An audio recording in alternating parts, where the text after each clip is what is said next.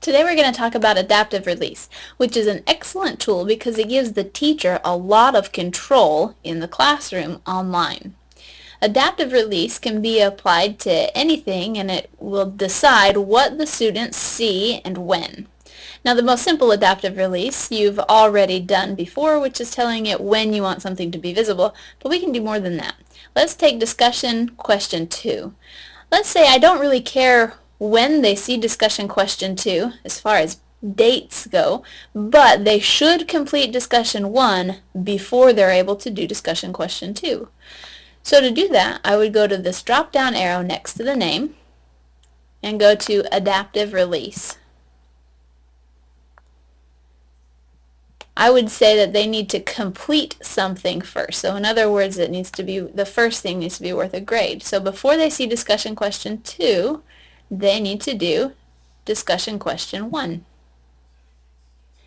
You can either decide that they have to do at least one attempt, or if it was a test, you could say that they have to score above an 80% or whatever percent you want them to before they go to something. You can also say that if they score too low, or in other words they made a 60 or below, then they're going to do something else before they get to do another activity.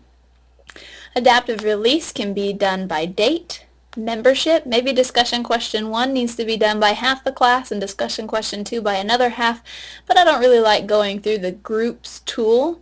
I can set up groups using adaptive release instead. So here we've done a grade. I could also use review status instead. Now you have to choose one of these 5 unless you click on adaptive release advanced, and then you can do more than one qualification. So to do review status, I would simply browse. These are the different things I have in this course. So maybe they need to do blog 1 before they get to this. The difference between review status and grade is that grade, they have to complete and submit something. Review status, they'll simply click a button saying they read it. So really, this is not the best setup. Instead of blog 1, maybe I just want them to read something. Read through my scratch paper. I don't have very much in this sample course.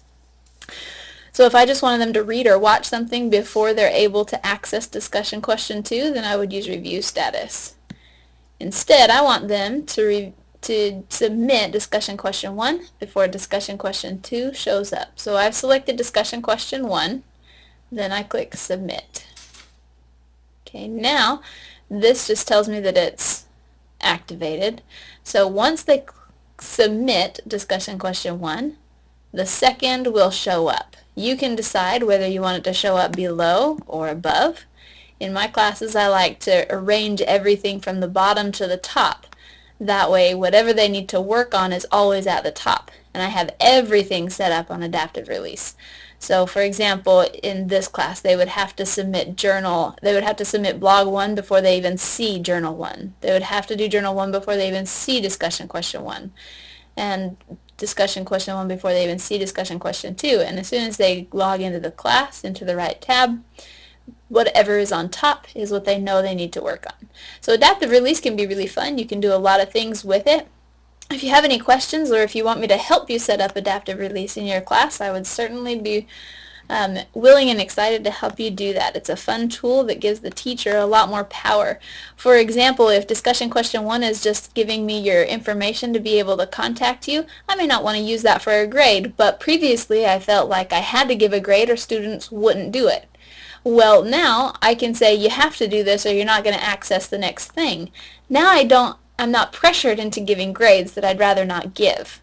You can do the same thing with surveys. In my classes, I use surveys that they take before they're able to submit an essay or a test.